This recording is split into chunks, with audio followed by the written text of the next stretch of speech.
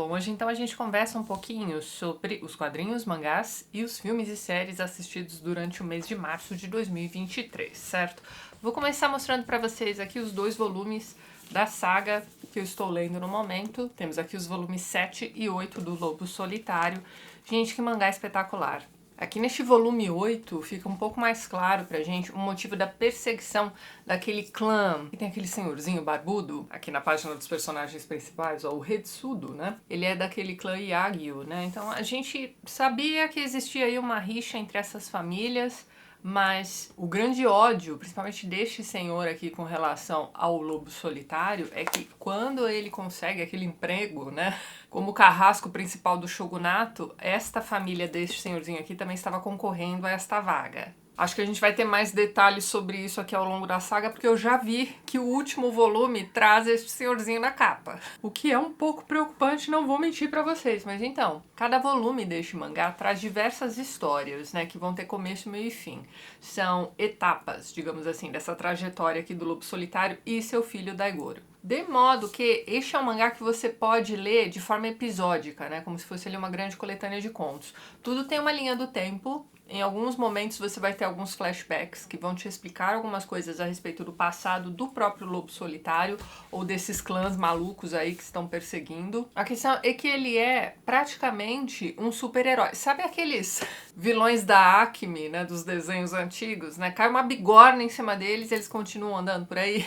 A questão é que na maioria das vezes as bigornas nem chegam a relar, né, no Lobo Solitário. Ele é um homem com uma missão, ele tem uma ideia fixa. A família dele foi chacinada por esses outros clãs que queriam muito o emprego dele. O nome dele foi parar na lama, né, por conta aí dessas tramóias formadas por esses clãs. E a gente descobre nesses volumes também que o garotinho tem 3 anos. E ele já super se vira. As histórias que trazem o menino como foco são impressionantes. Você vai vendo que toda a jornada do pai, né, serve, claro, né, como essa história do cara que vai se vingar pela chacina da própria família. A esposa dele pereceu em meio a tudo isso também. Então, ok, a vingança do Lobo Solitário é o foco, mas a gente vai vendo também que enquanto isso está acontecendo, ele está ensinando tudo para esse garotinho.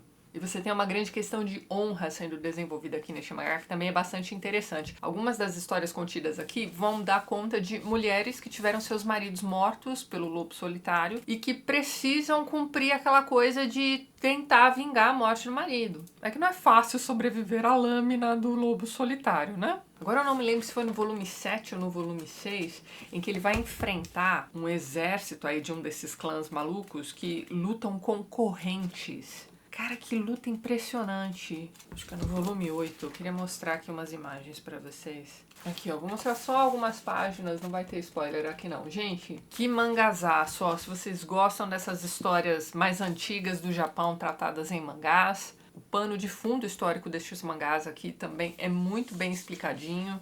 Ó, mangá maravilhoso. Lembre-se de que, mesmo que seja meio impossível de se conseguir os primeiros volumes por aí, vocês ainda podem encontrar scan. Vale bem a pena conhecer esse mangá, hein, pessoal? E aí, na sequência, eu peguei um mangazinho light. Eu sei que muitos de vocês não gostam do Jiro Taniguchi, né? Muitas vezes, quando eu mostro mangás dele por aqui, eu noto nos comentários que ele não é o mangaka favorito de muitos de vocês, mas eu particularmente gosto bastante, viu? Dessa vez eu peguei pra ler o Gourmet Solitário. É mais um desses mangás do selo Tsuru, da Devir, né? Você tem o Uzumaki do Junji Ito, costuma sair por esta coleção, né? Anda meio esgotadaço, mas a última vez que ele saiu, saiu nessa coleção também. Tem o Nonomba, que é maravilhoso, eu sempre recomendo pra vocês. Enfim, essa coleção inteira é sensacional. Este aqui, ok, ele é mais fraquinho, né? Se a gente for comparar com o Uzumaki ou com o Marcha para a Morte, que é outro mangá sensacional que sai nessa coleção também. Do mesmo mangaka de Nonomba, que é um espetáculo também, uma história da Segunda Guerra Mundial, do fim da Segunda Guerra Mundial, né? Enfim, espetacular. Esse aqui é um mangá legal. É aquele tipo de história que você pega pra dar uma limpada na sua mente, sabe? Depois de ter lido alguma coisa muito pesada, você pode pegar o Gourmet Solitário aqui pra dar uma relaxada. Dá só uma olhada na capa aqui deste mangá. A gente acompanha um canal, assim, de vez em quando, né? Um canal chamado Baka Gaijin. A gente costuma gostar bastante. É um cara que mora no Japão, um brasileiro, né? Que mora no Japão, ele vai mostrando principalmente os becos do Japão. Falando assim parece uma coisa muito estranha, mas é um canal bem interessante. Vou deixar link na descrição caso alguém aí não conheça, enfim. Esse rapaz costuma fazer umas lives, né, em que ele vai andando pelos becos do Japão e conversando com o público. Este lugarzinho onde o Gourmet Solitário está me lembrou automaticamente aí os becos daquele canal, porque isso é uma coisa que a gente sempre, né, discute aqui, né, enquanto a gente vê aqueles vídeos. Poxa, se eu tiver que escolher um lugar pra comer, não sei, porque é tanta opção. Então este mangá meio que serve pra isso também. Ó, a história, gente, é o seguinte. Você tem aqui esse cara que tem um gosto refinado para a alimentação, digamos assim. Ele é um gourmet, né? Mas ele é um vendedor, ele é o dono da própria empresa e meio que ele faz tudo, então ele precisa viajar bastante. Viajar não é bem o termo, né? Ele perambula bastante Japão afora. E de vez em quando não dá tempo dele entrar num bom restaurante pra comer, seja lá o quê. Então ele vai entrando aqui nesses restaurantezinhos. E cada um dos capítulos deste mangá é um lugar que ele precisa visitar por conta do trabalho e vai almoçar aí em um desses lugares diferentes. Então ele mostra os pratos típicos, ele mostra o funcionamento do restaurante, né? O Gourmet Solitário vai dar a opinião dele a respeito daquilo que ele está comendo. E é isso. Eu tenho a impressão de que este mangá aqui vai ser bem mais interessante para quem mora no Japão, para quem vai visitar o Japão. Porque você pode ter boas ideias aí de bairros bacanas com restaurantes legais, assim, por preços ok. Mesmo porque em diversos desses restaurantes ele vai dizer como é barato comer bem ali naquele lugar. E é isso, é mais um mangá do dia a dia do Jiro Taniguchi. Você não tem uma grande trama, né? Você vai vendo a vida pessoal dele se desenrolando de um jeito assim bem casual mesmo, né? Porque na verdade você tá acompanhando as refeições desse cara. Então o mangá te diz onde ele está, o que é que ele estava fazendo naquele bairro e o que ele vai comer. E ele vai dando as impressões a respeito dos lugares por onde ele está passando. É isso. Dá vontade de comer tudo que ele mostra aqui no mangá, mas a gente só tem uma experiência parecida com essa aqui no bairro da Liberdade, em São Paulo, né? Mas é isso. É um mangazinho tranquilo, não fala mal de ninguém. Uma leiturinha só para você desopilar e ficar com vontade de comer comida japonesa. Uma comida japonesa é muito boa, né? Pelo amor de Deus. Bom, vamos lá. E na sequência eu li mais um volume de Excalibur. No mês passado eu li e mostrei pra vocês o primeiro volume.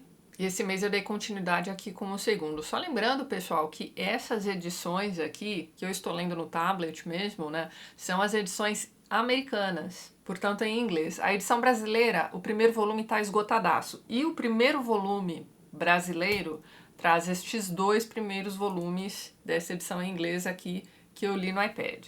Vou deixar links para esses dois volumes na descrição do vídeo. O volume 2 eu acho que ainda dá para encontrar na edição brasileira. E aí serão os volumes 3 e 4 dessa edição gringa aqui, tá? Mas eu resolvi fazer essa leitura assim, no tablet mesmo, porque eu ganhei de presente da Marina o segundo volume e o primeiro tá esgotadaço. Você não acha em lugar nenhum. Se algum dia você encontrar essa HQ por aí, me avise, por favor. Só confirmar, aqui no Brasil essa HQ sai pela editora Mitos. Mas então, gente, temos aqui mais um reconto de lendas arturianas, contada de um jeito bem seco, tá? Batalhas medievais como elas devem ser, o roteiro é sensacional. Aqui, nesta versão da história, nós temos, neste ponto em que nós estamos no segundo volume, o Uther Pendragon, que já faleceu. Arthur nasce aqui, mas a mãe é morta aí por inimigos. Na hora do parto, quem vai, né, trazer o garoto à vida é o próprio Merlin, que vai terminar ali o serviço. E ele vai se tornar o guardião do menino. Ele precisa levar esse garoto para Avalon, para ser criado por lá, né, com os modos antigos, só lembrando que o cristianismo aqui já está a todo vapor e está tentando suprir aí todas essas religiões antigas. Só que nisso dele proteger o Arthurzinho, que ele acabou de trazer ao mundo, ele não vai conseguir proteger a Morgana, que ainda é uma criança aqui neste início do mangá.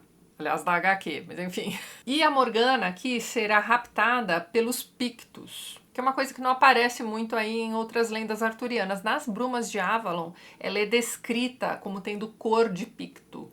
O pai dela, que eu esqueci o nome agora, Gorrodoar, era descendente dos Pictos, né? Então ela vai ser capturada por este povo, por uma figura que parece aquele deus Cernunno, salve o engano, né? Aquele deus chifrudo. Enfim, é esse cara que rapta a Morgana para criá-la.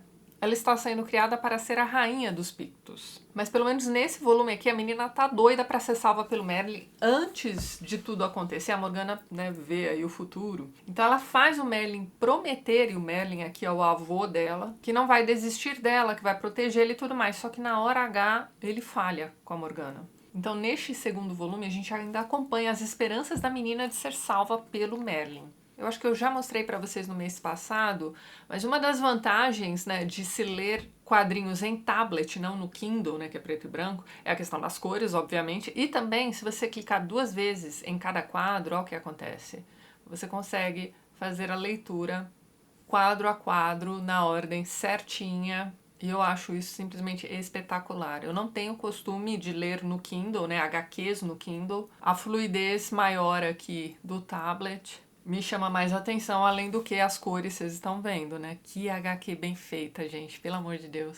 Mas é isso, é um baita reconto aí de lendas arturianas. Se você também gosta, né, como eu, acho que você vai gostar bastante dessa HQ. E se você lê em inglês, lembre-se de que eu vou deixar os links para esses arquivos na Amazon na descrição do vídeo, tá? Muito bem, agora a gente vai tentar conversar um pouquinho sobre o início do volume 6 aqui, ó, da Roda do Tempo, né? Este é o Lord of Chaos. Deixa eu ver onde é que eu deixei a capa. Tá aqui, ó. É uma das capas mais cafonas que eu já vi na minha vida. Parece aquelas capas de romance de banca de revista que tem o Fábio, sabe? Mas tá, Lord of Chaos, 6º volume. Tão gigante e lento quanto o 4º volume, viu? Vou dizer pra vocês. Olha a mancha, gente. Vou te falar, eu vou terminar de ler aqui os volumes que eu tenho nesta edição gringa e eu vou ler os próximos volumes no Kindle mesmo, viu?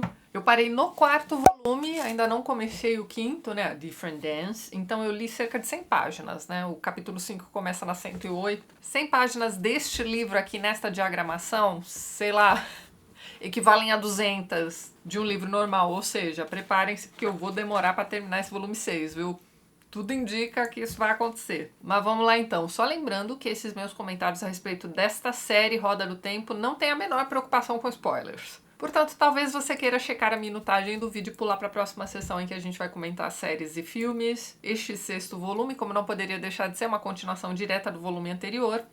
E você tem um prólogo. Mano do céu, que prólogo enorme. Tem umas 60 páginas fácil. E assim, o prólogo parece que não vai acabar nunca. E aqui você tem aquela coisa de vamos ver como estão os nossos personagens. O que é que eles estão aprontando neste início de 6º volume. Mas em meio a estas cenas do que é que está acontecendo com os nossos personagens, nós vamos ter algumas outras coisas se desenvolvendo também. Como por exemplo, o prólogo começa com um cara chamado Dimandred. Chegando aí para conversar com o The Dark One, né, o grande vilãozão aqui da história toda.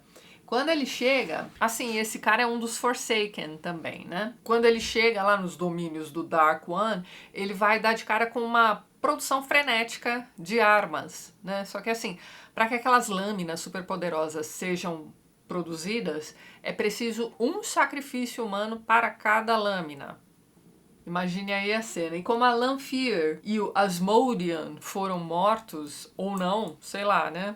Eles deram uma sumida no final do volume anterior. É esse Dimandred agora que vai seguir aí as ordens, né, do The Dark One. Então tá, depois a gente acompanha o que está acontecendo com a Nynaeve e com as Aes Sedai que estão contra, né, aquelas Aes Sedai que ascenderam ao trono, né? Elas estão ali em posição de poder porque elas traíram a principal Aes Sedai no volume anterior. Aí nós temos as meninas ali, né, salvando a grande Aes Sedai, e o que nós temos aqui neste momento é a Nynaeve tentando reverter um castigo que 2 delas receberam, a Siwan e a Liane. Elas foram castigadas ao Severin, que pelo que eu entendi é o seguinte, este Severin te impede de fazer o que eles chamam aqui de channeling, né, de canalizar aí forças para resolver perrengues. Só que quando você é uma Aes Sedai que perde o seu channeling, isso aí é pior do que a morte. Então Nynaeve aqui tá tentando reverter isso daí que aconteceu com essas 2. Enquanto isso, a Elayne tá aqui insuportável.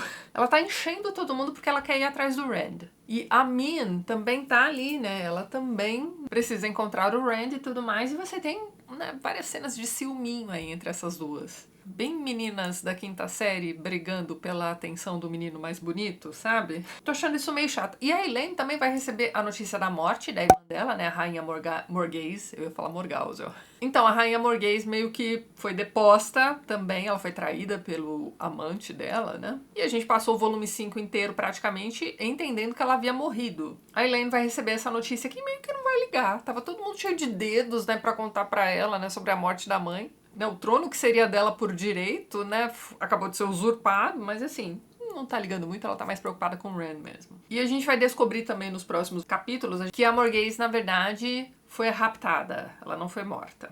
O Rand agora é o manda-chuva de um lugar chamado Caemlyn e segue sendo aquele grande picolé de chuchu que nós não poderíamos ligar menos. Aqui também ele tá ouvindo umas vozes do dragão anterior.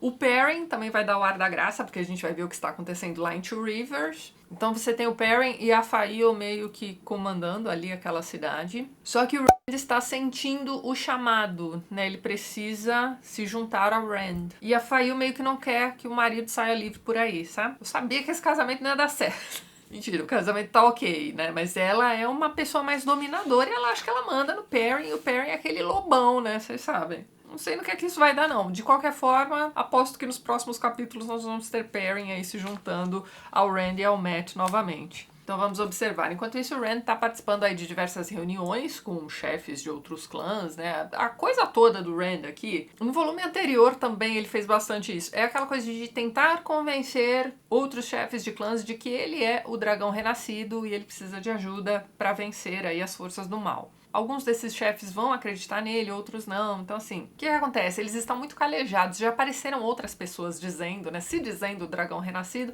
E eles eram grandes fakes, né? E esse picolé de chuchu que é o Rand não passa nenhuma confiança, né? Mas tá, nesse momento o que ele precisa realmente é de aliados para atacar um lugar chamado Ilian. Que é aí um território muito importante, né? Ele tá no mapa. Essa edição traz um mapa aqui na folha de guarda, mas tá... Aqui, ó, Ilian tá aqui embaixo. Então, este é um território bem importante aí para estratégias de guerra, né? Você tem um porto importante aqui também. Enfim, esse lugar é comandado por, acho que 9 pessoas. E a gente tem um vilãozão aí. Qual é o nome dele, gente? Marzin Taim. Então, esse cara também já foi um fake Dragon Reborn, só que assim, ele vai se apresentar pro Rand, né, como um cara meio arrependido e que quer ajudá-lo. Então ele dá de presente pro Rand um dos selos, né, são 7 selos que você precisa para vencer o Dark One. E esse cara acabou de presenteá-lo com um desses selos. Então vamos observar aí essa figura também. No momento estamos todos desconfiados, mas é isso aí. Eu imagino que você aí que está me ouvindo falar a respeito dessa série, sem nunca ter se interessado pela Roda do Tempo, nem nada do tipo, deve estar pensando, meu Deus do céu, o que é isso que a Tatiana tá lendo? Mas acredite, é uma baita saga de fantasia aí. Vocês me convenceram a continuar a saga, eu tava bem desanimada, aliás, no final do 5º volume. Mas vamos seguir aí, né? Eu estou na página 108, como eu disse pra vocês, ainda estamos achando que isso aqui é um grande preâmbulo. Eu tô na página 108, este livro tem praticamente 700 páginas, ou seja, vamos demorar um pouquinho. Espero que vocês não estejam com pressa. Então tá, no mês que vem a gente continua falando então sobre o 6º volume da Roda do Tempo. Muito bem, agora eu vou comentar com vocês os filmes e séries assistidos ao longo do mês de março. Não foi muita coisa, não.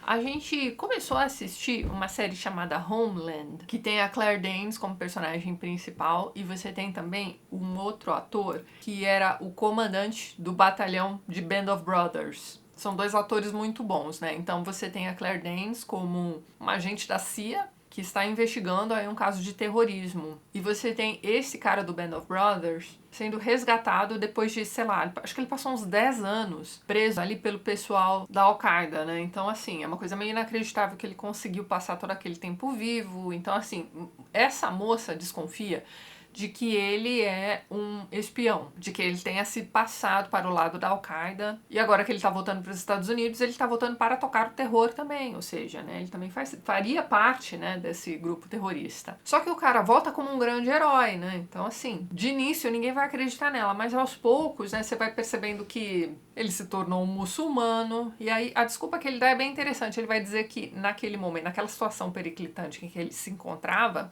não existia nenhuma Bíblia do Rei James, né? Ele precisava se apegar a alguma coisa, por isso ele se torna um muçulmano. Mas você vai vendo aos poucos também que ele é muito apegado ao chefe desse grupo terrorista. Tem toda uma história de como ele teria sido libertado por esse cara para ensinar inglês para o seu filho pequeno. Então ele se apega ao garoto, né? Ele também tinha um garotinho nos Estados Unidos, enfim. Meio que transfere aquilo para aquele menino, só que esse menino vai morrer em um bombardeio. Então é como se ele entendesse que ele também precisa lutar contra essas pessoas que bombardearam a casa e mataram aquele menino. Bem, você tem uma coisa muito mais complexa do que isso, tá? Essa é só uma das linhas da narrativa, né? Então você tem essa moça investigando esse cara que tá voltando agora como um grande herói. E ela fica observando esse cara de longe, só que ela meio que vai se apaixonar por ele. E ela tem sérios problemas psicológicos. Ela toma uns remédios pesados, assim. Quando ela fica fora da medicação, ela tem umas crises, assim. Então você vai acompanhando, né, a história pessoal dessa moça. A família tenta ajudar também. Parece que o problema é de família. O pai também tinha essa condição. Então, na verdade, o que você está acompanhando são duas pessoas totalmente quebradas que vão se unir de alguma forma. Mas é uma união bem torta, viu? Enquanto isso, você tem esses atos terroristas se desenrolando e a CIA tentando, né, capturar esses caras, enfim. É mais ou menos isso. Você assiste as 2 primeiras temporadas de boas, mesmo porque você fica curioso pra saber o que vai acontecer. Na vida pessoal do cara, você tem a esposa que já tinha dado o marido como morto. E aí ela começa um caso com o melhor amigo dele.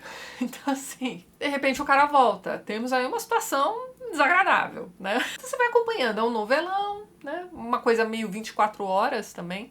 Em todos os episódios você tem coisas terríveis pra serem resolvidas. E você tem aquela coisa chata da câmera mexendo, né? Que a gente tinha lá em 24 horas também. Eu acho isso meio... Sei lá, eu não tenho labirintite nem nada do tipo, mas me cansa, né? Essa coisa da câmera mexendo, meio aqui agora, sabe? Mas tá, a questão é que cansa. Esses episódios, né, são cheios de correria. Então, assim, depois que você resolve aquele primeiro caso terrorista, né... O que sobra, né? Sobra você ficar criando outros casos. Então, assim, pra mim, pelo menos, essa série ficou extremamente chata a partir da 3ª temporada. O primeiro episódio, que ele tá na Venezuela, não pergunte como.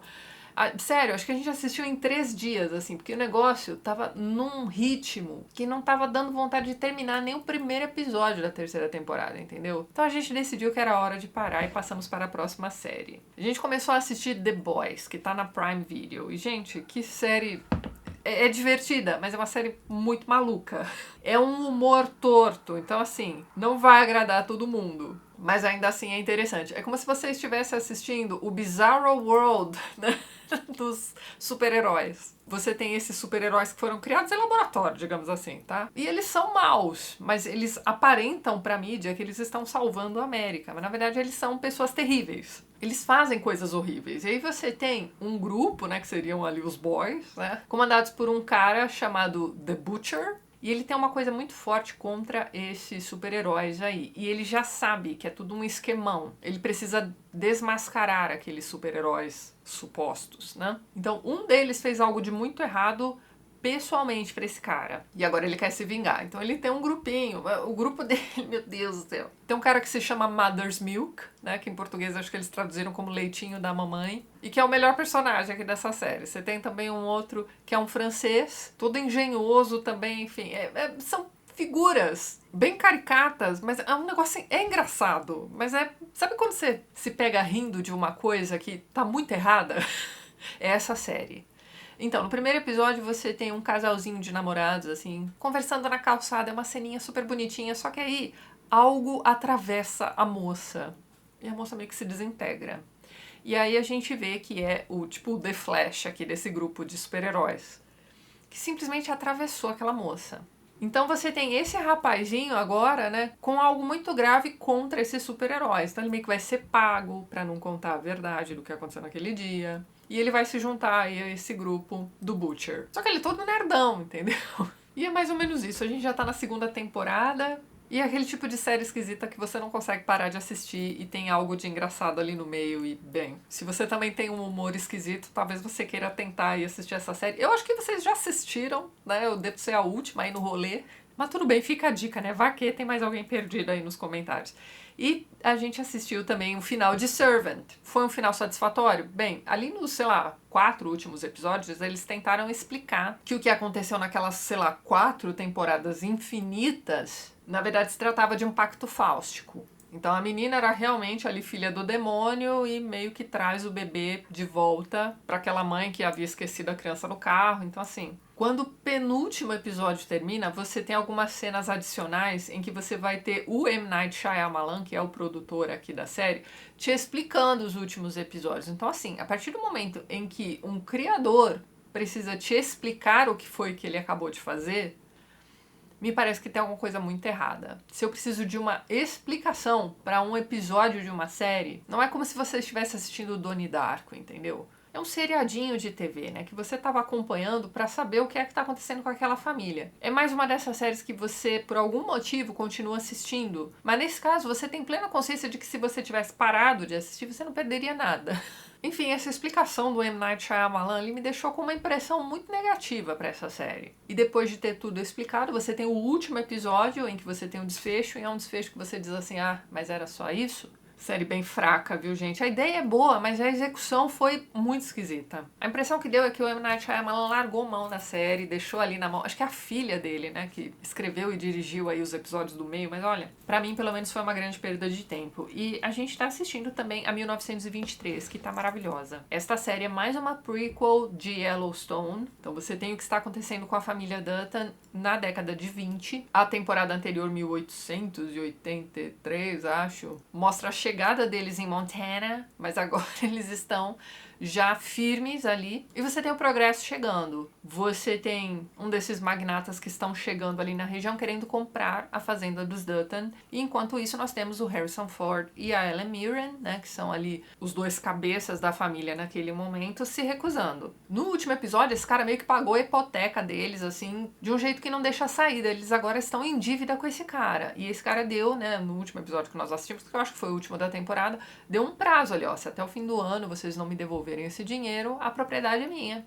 Enquanto isso, eles estão esperando o sobrinho voltar. O sobrinho é o próximo ali, né? O herdeiro ali da propriedade, né? Só que esse cara é um aventureiro. Ele tá lá na África, né, trabalhando como caçador. E ele é muito bom naquilo que ele faz. Só que ele vai se apaixonar por uma moça. E é só no último episódio dessa temporada que a gente descobre que aquela moça era, na verdade, a duquesa de Sussex. Ela meio que foge de um noivado pra ficar com esse cara. Eles vão se casar em alto mar aí, porque eles estão voltando pros Estados Unidos, né? Então o que acontece? Esse rapaz recebia cartas da tia, da Helen Mirren, e ele não abria essas cartas, mas ele guardava todas. Então essa moça um belo dia vai abrir essas cartas, eles vão ler juntos, e a última carta é da tia implorando pro garoto voltar pra casa, né? Enfim, voltar pra casa porque a situação tá periclitante, eles precisam de ajuda. Então eles começam uma jornada de volta, só que assim, é uma jornada difícil pra caramba. Até navio fantasma vai aparecer aqui no meio dessa jornada de volta. E é em meio a essa, né, aventura marítima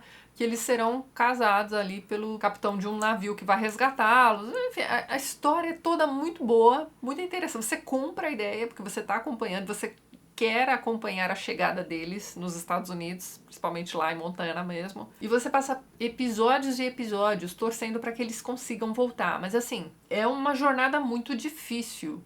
E eu fiquei com a impressão aqui nos últimos episódios que os roteiristas estão me enrolando. Eu não gosto de perceber que eu estou sendo enrolada. Nós já sabemos que essa série está dando muita audiência. Tanto é que a 1888 só teve uma temporada mesmo. Você acompanhou ali o ciclo da Elsa e acabou. A Elsa agora é a narradora dessa segunda fase, e como está dando muita audiência, eles pararam a primeira temporada e agora a gente tem que esperar a segunda. Acredito que tenha sido por isso que, né, você tem aí diversos trabalhos de Hércules sendo apresentados aí pra esse jovem Dutton que precisa voltar pra casa. E chega um momento que você fala assim, cara, já tá bom, eles já passaram por muitas aventuras aí em alto mar, deixa eles voltarem pra casa logo. E os roteiristas ficam criando empecilhos. Mas tá tudo bem, porque os episódios são muito bem escritos, as conversas das personagens são muito bacanas, você tem o Harrison Ford se recuperando depois de um ataque aí de uma dessas famílias que querem aquele território. Os atores são muito bons, então assim, você se pega engajado ali na história. No fundo, eu estou reclamando mesmo dessa enrolação aí pra esse casal chegar aos Estados Unidos, porque eu realmente quero que eles cheguem. Porque a série é maravilhosa, vejam, gente. Sem brincadeira, é uma das melhores coisas que se tem pra assistir hoje em dia, se não a melhor. Tá na Paramount. Eu acho que a assinatura do Prime te linka a Paramount também. E você tem um desconto aí. Dê uma olhada nisso porque vale muito a pena. E acho que o único filme que a gente assistiu esse mês foi um filme que também tá na Prime Video chamado Smile. É um filme de terror.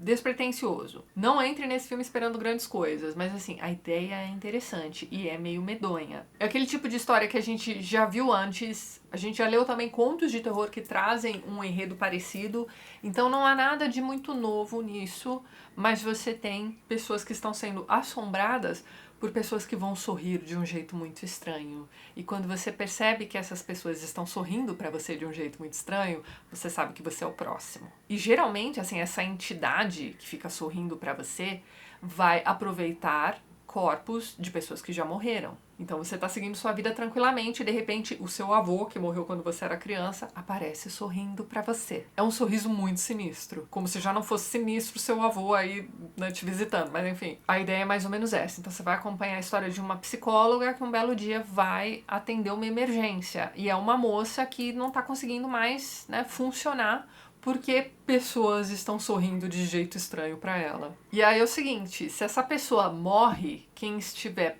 próximo a ela no momento de sua morte passa a receber esses sorrisos.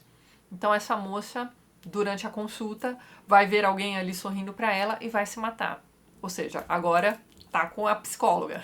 É a vez dela. Então ela vai enlouquecendo aos poucos. Você vai acompanhando o filme todo, a história dessa moça, né, recebendo esses sorrisos estranhos. E é isso. Mas é um negócio, assim, meio impressionante, porque o filme não tem nada demais. Não é um filme caro, você não tem grandes efeitos especiais, você não tem firula nenhuma. É só acompanhando, né, o processo desta moça sendo dominada por esses sorrisos estranhos que vão surgindo na vida dela. Um filme curto, deve ter 1h30 e assim, se você gosta de histórias de terror e se você for uma pessoa impressionável, talvez você passe a ter aí um certo medinho de pessoas sorrindo pra você. Você vê, eu já li um conto sobre isso em algum lugar. E essa coisa de você é o próximo me lembrou também um filme em que a maldição era passada não por meio de sorrisos, mas por meio de relações sexuais. Aquilo ali é uma DST, né? O nome do filme é It Follows, né? Então você tem também essa coisa, né, de você aí é o próximo. Então esse Smile me lembrou It Follows, mas tem alguma história que tem isso aí também. Pensei também no Homem de Areia do Hoffman, mas não é bem isso. Bom, se vocês virem o filme e identificarem qual é o conto de terror que traz uma história parecida, vocês me avisem aí nos comentários. Mas é isso então, pessoal. Vou ficando por aqui. Me contem aí nos comentários quais foram os últimos quadrinhos e mangás sensacionais que vocês leram. Se vocês também estão lendo A Roda do Tempo, me contem aí como é que tá a leitura do 6º volume. Já vi que vai ser lenta pra caramba, mas tudo bem. Somos pessoas diferentes, né? Pode ser que apareça alguém aí nos comentários dizendo que devorou este volume. É até bacana, né? Porque isso dá um gás na gente também, né? Pra leitura. E conte pra gente também quais são as séries e filmes que você anda assistindo aí que valem a pena também. E se você também tá se sentindo enrolado aí pela 1923, vai tá. Vou ficando por aqui, mas antes eu gostaria de mais uma vez agradecer a todos os apoiadores do canal. Vocês estão vendo os nomes deles aqui ao lado e na descrição do vídeo você também encontra os links para os perfis literários do pessoal que apoia o TLT e que também produz conteúdo sobre livros aqui no YouTube e no Instagram. Caso você queira se tornar um apoiador do canal, já deixo aqui meu muito obrigada de coração. Dê uma olhadinha no primeiro link que eu vou deixar na descrição deste vídeo. E é isso então. A gente se vê nos próximos vídeos do canal. Um beijo grande e até mais.